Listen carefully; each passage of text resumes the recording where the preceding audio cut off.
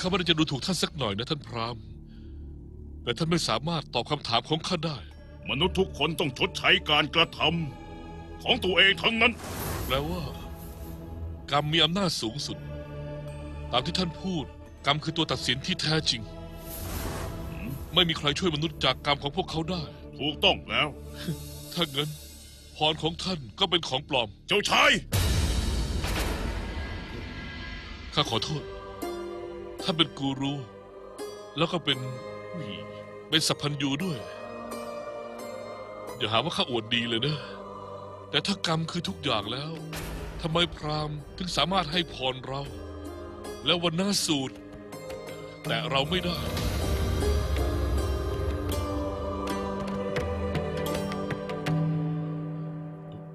ชนะพะยะค่ะเอาของไปไว้ที่รถนะข้าจะเป็นคนแจกจ่ายเองพะยะค่ะมาเถิดยโสธรา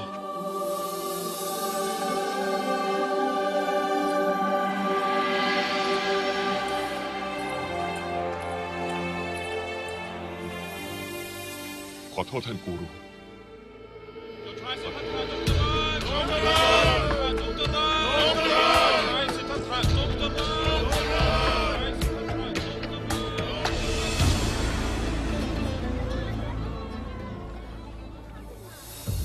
เอ๊ะ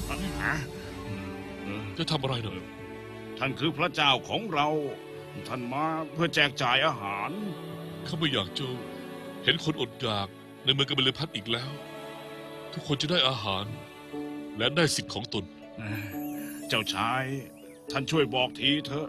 ว่าเราจะตอบแทนท่านได้ยังไงบ้างด้วยความเจ็บปวดของเจ้าข้ามารับความเจ็บปวดของเจ้าข้าไม่ได้จะดูถูกท่านสักหน่อยนะท่านพราหมณ์